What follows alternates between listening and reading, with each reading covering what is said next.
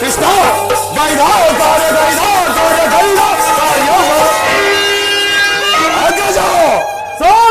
ಕೃಷ್ಣನ ಆಸ್ತಿಗೆ ಬಂದಿರುವಂತೆ ನಾಳಿನ ಪ್ರಾತಃ ಕಾಲ ನಮ್ಮ ರಾಜ್ಯಸಭೆಯಲ್ಲಿ ಶಾಂತಿ ಸಂಧಾನ ನಡೆಸುವಂತೆ. ಯಾರಿಗೆ ಶಾಂತಿ, ಯಾವರಿಗೆ ಸಂಧಾನ? ಏನು ಕೃಷ್ಣನ ಹಸ್ತಿನಾವತಿಯಲ್ಲಿ? ಹೌದು ಸಹೋದರ, ಹೋಗು, ಅತಿ ಸತ್ಕಾರಕ್ಕೆ ಸಿದ್ಧತೆಗಳನ್ನು ಮಾಡು. ಹಿನ್ನೆಲೆ ಅತಿ ಸತ್ಕಾರವನ್ನ ಆ ದರ್ಪಿದ ಗೋಪಾಲಕರು ಆಗಲೇ ನಮ್ಮ ರಾಜಪ್ರಸಾದ ದಾಟಿ ಆ ದರಿದ್ರದ ವಿಗ್ರಹ ಮನೆಯಲ್ಲಿ ಸೇರುವಂತೆ. ಎಷ್ಟು ಅವಹೇಳನ! ಇದು ಅವಹೇಳನವಲ್ಲ ಪ್ರಿಯ ಸಹೋದರ. ಮತ್ತಿನ್ನೇಳನ್ನ ಯದುಪತಿಯು ಭಕ್ತರ ಪರೋಧೀನನು. ಈ ದಿನ ಭಕ್ತನ ಆತಿಥ್ಯವನ್ನು ಸ್ವೀಕರಿಸಿ ನಾಳಿನ ನಮ್ಮ ಮಂದಿರಕ್ಕೆ ಬಂದೇ ಬರುವುದು. ನೀನು ಚಿಂತಿಸಬೇಡ, ಹೋಗು ತಮ್ಮ. ನಾನು ಹೇಳುವ ಮಾತುಗಳು ನಿಮಗೆ ಈಗ ಶೋಭಿಸುವುದಿಲ್ಲ, ಅದು ಮುಂದಾದರೂ ನಿಮಗೆ ಗೊತ್ತಾಗುವುದು.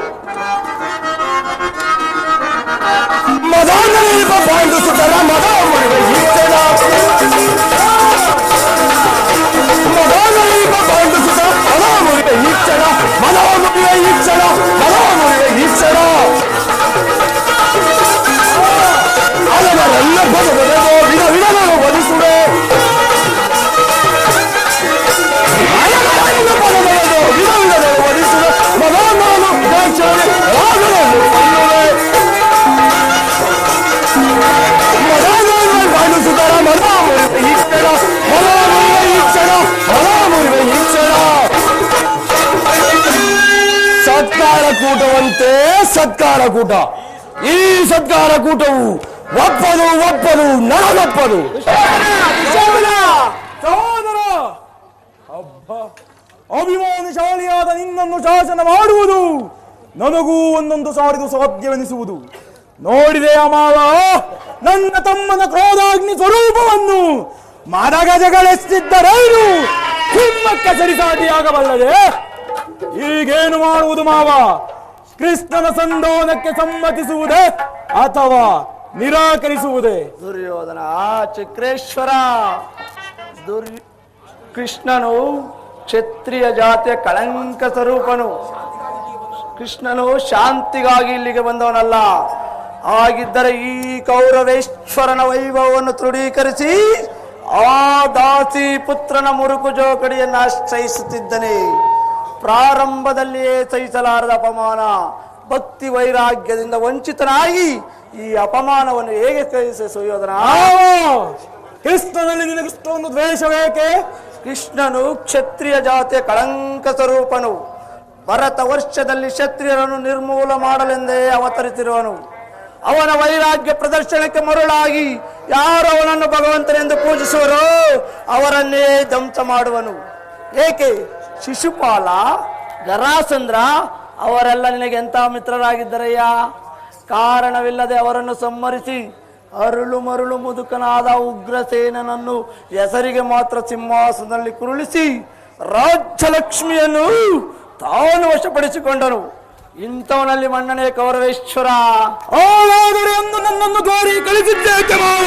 ಅದಕ್ಕೆ ದರ್ಪಿತ ಗೋಪಾಲ ಮನೆಯ ಬಾಗಿಲಲ್ಲಿ ನಿಂತು ಸಹಾಯ ಬೇಡುವುದು ಈ ದುರ್ಯೋಧನಿಗೆ ಉಚಿತವಾದ ಕಾರ್ಯವೇ? ಅದಕ್ಕೊಂದು ಉದ್ದೇಶವಿತ್ತು. ಏನೋ ಉದ್ದೇಶ? ವಿಷದ ಹಲ್ಲನ್ನು ಕೆತ್ತು ಬಳಿಕಾದರೊಡನೆ ಸರಸವಾದ ದುರ್ಯೋಧನ, ಕೃಷ್ಣನಿಗಿಂತ ಅವನ ವಿಜಯೋನ್ಮತಿ ಯಾದವ ಸೈನ್ಯ ನಿನಗೆ ಹೆಚ್ಚು ಅವಶ್ಯಕತೆ ಇತ್ತು.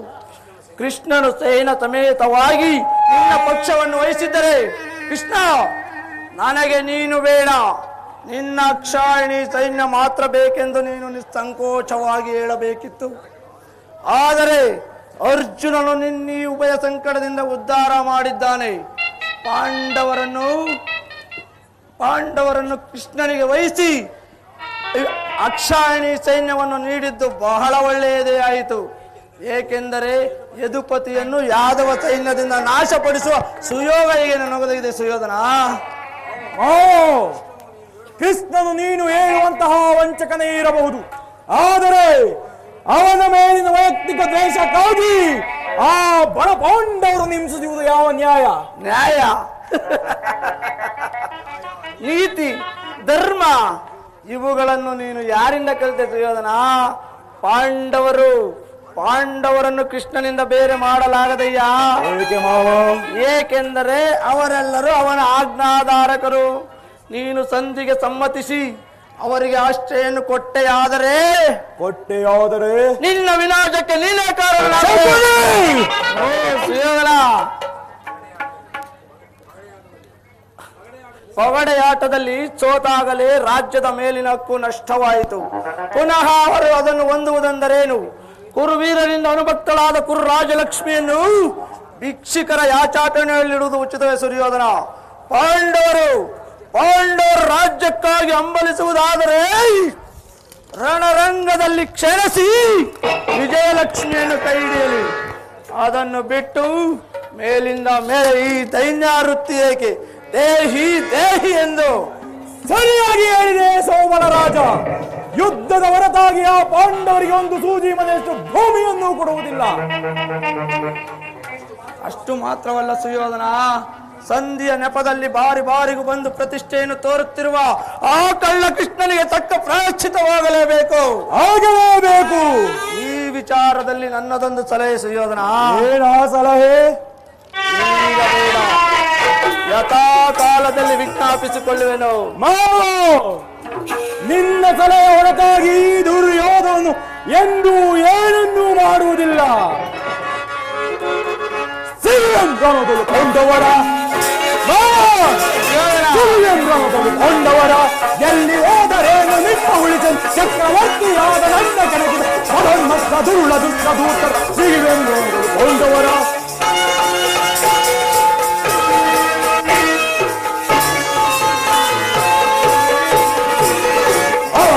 ಭೀಮ ಮರಣ ದೀನು ಅವನ ಕರುಳ ಬಗೆದು ರಕ್ತ ಕುಡಿಯುತ್ತ ಈ ಖಂಡಿತ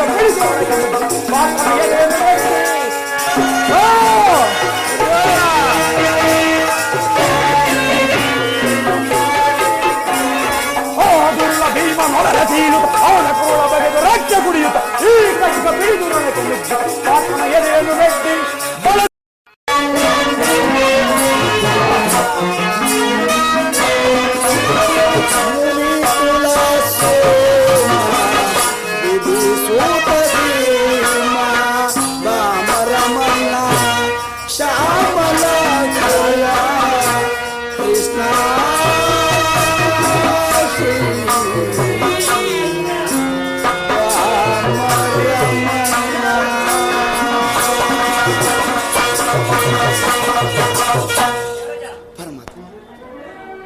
ಪರಮಾತ್ಮ, ನಾನು ಮಾಡಿದ ಕರ್ಮಫಲವು ಎಂದಿಗೆ ವಿಶೇಷವಾದ ಪರಮ ಪುರುಷನು ನನ್ನ ತಲೆಯ ಮೇಲೆ ಎಂದಿಗೆ ಅಭಯಹಸ್ತವನ್ನು ಇಡುವನು.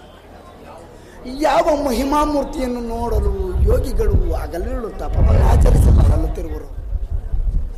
ಯಾರ ಸಮಸ್ತಕ್ಕೆ ಕಾರಣಕರ್ತನೋ ಭಕ್ತವತ್ಸಲನು ದಯಾಮಯನಾದಂತಹ ಶ್ರೀಕೃಷ್ಣ ಪರಮಾತ್ಮನು ದುರ್ಯೋಧನನ ಬಳಿಗೆ ದೂತನಾಗಿ ಬರುವನಂತೆ. ಪರಮಾತ್ಮ ವಾಸುದೇವ, ನಿನ್ನ ದರ್ಶನ ಭಾಗ್ಯವು ಎಂದಿಗೆ ಲಭಿಸುವುದು?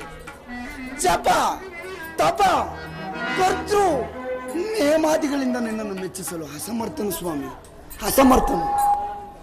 ಹಾಲಿನಿಂದ ಅಭಿಷೇಕ ಮಾಡೋಣವೆಂದರೆ ಕ್ಷೀರವಾರಿದಿಯಲ್ಲೇ ಪವಡಿಸಿರುವೆ. ಫಲಾದಿಗಳಿಂದ ನೈವೇದ್ಯ ಮಾಡೋಣವೆಂದರೆ ಸಕಲ ಜೀವರಾಶಿಗಳಿಗೆಲ್ಲ ಅನ್ನದಾತನಾಗಿರುವಲ್ಲ ಶ್ರೀಹರಿ. ಹೋಗಲಿ ಕನಕಾಭರಣಗಳನ್ನು ತೊಡಿಸಿ ಮೆಚ್ಚಿಸೋಣವೆಂದರೆ ದನಕತಿಪಳಾದ ಲಕ್ಷ್ಮಿಗೆ ನೀನು ಪತಿಯಾಗಿರುವೆ. ಯಾವ ಮಾರ್ಗವನ್ನು ಕಾಣದ ಅನಾಥನಿಗೆ ಇರುವುದು ಒಂದೇ ಆಶಾ ಜ್ಯೋತಿ, ಅದುವೇ ನಿನ್ನಯ ಭಕ್ತಿ. ಅದನ್ನೇ ಆಧಾರವಾಗಿಟ್ಟುಕೊಂಡು ಅನವರತವು ನಿನ್ನ ನಾಮಸ್ಮರಣೆಯಲ್ಲೇ ಕಾಲಹರಣ ಮಾಡುತ್ತಿರುವ ನನಗೆ ಈ ನನ್ನ ಪ್ರಾಣವನ್ನು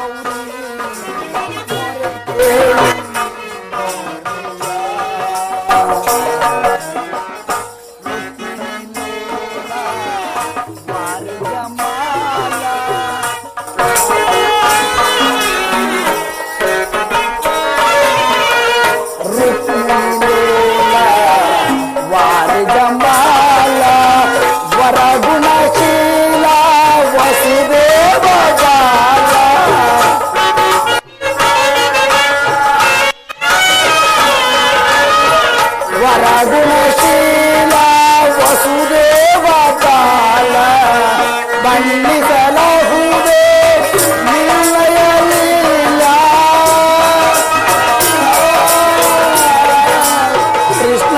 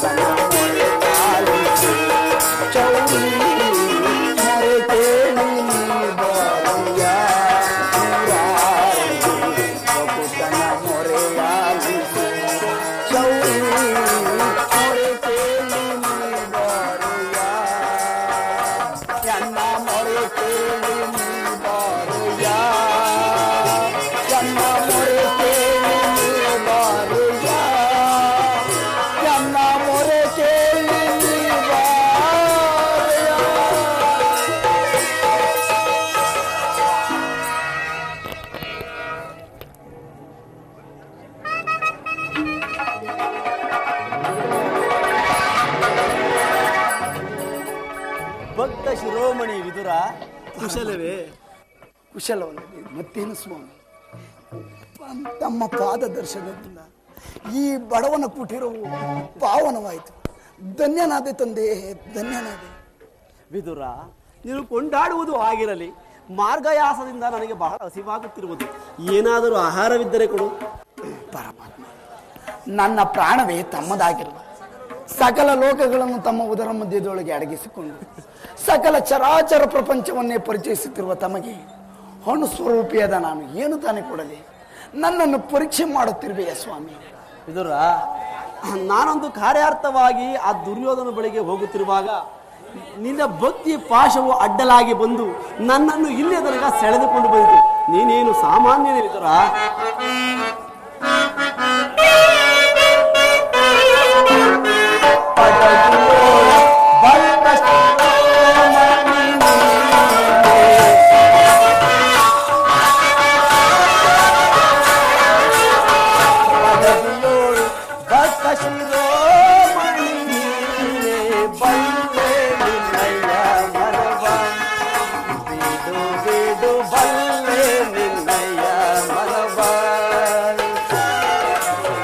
ಭಕ್ತಿಯ ಪಾಶದಿ ಚಿತ್ತವನೊಲಿಸಿದೆ,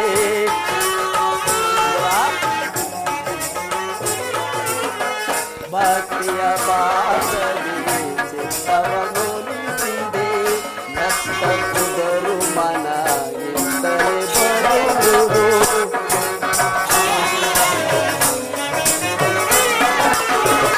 ಎತ್ತ ಕುದರು ಮನ ಎಂದರೆ ಬರುವುದು. ಶಕ್ತನಂದರಿಸಿದ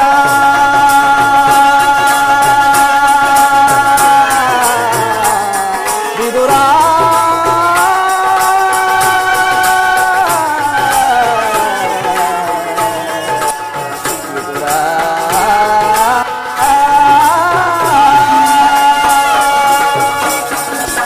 ಶಕ್ತನಂದರಿಸಿದ ಮತ್ತೋದನ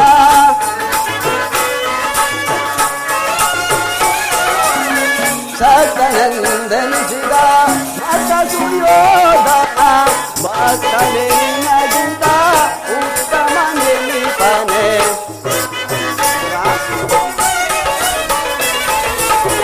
ಭಕ್ತನೇ ನಿನಗಿಂತ ಉತ್ತಮ ನೆನಪನೆ. ಬಲ್ಲೆ ನಿನ್ನಯ ಮನವ ಬಿಡು ಬಿಡು, ಬಲ್ಲೆ ನಿನ್ನಯ ಮನವ.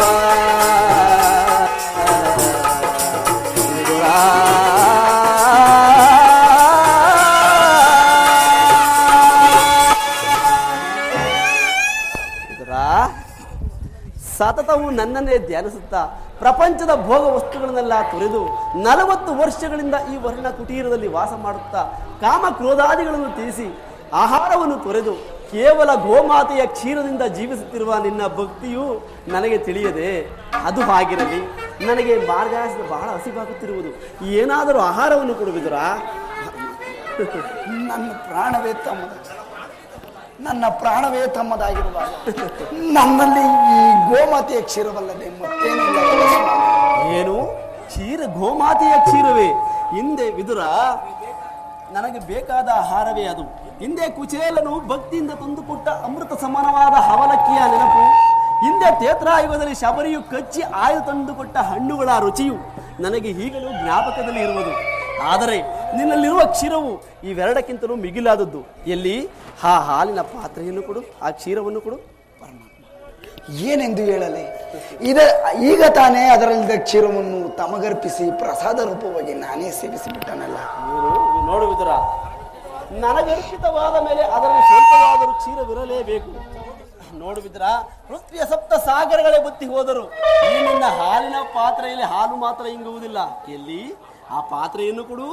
ಪರಮಾತ್ಮ, ಹೀಗೂ ತೆಗೆದುಕೊಳ್ಳಿ.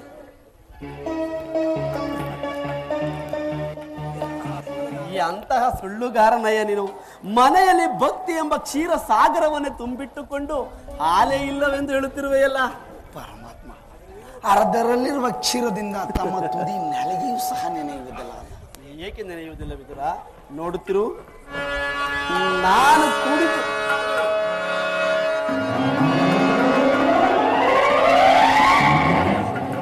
ನೋಡು ವಿದುರ, ನಾನು ಕುಡಿದ ಮಿಕ್ಕ ಹಾಲು ಹಸ್ತಿನಾವತಿಯ ರಾಜ ಬೀದಿಯಲ್ಲಿ ಹೇಗೆ ಒಳೆ ಒಳೆಯಾಗಿ ಹರಿದು ಹೋಗುತ್ತಿರುವುದು. ಆಹಾ ಪರಮಾತ್ಮ,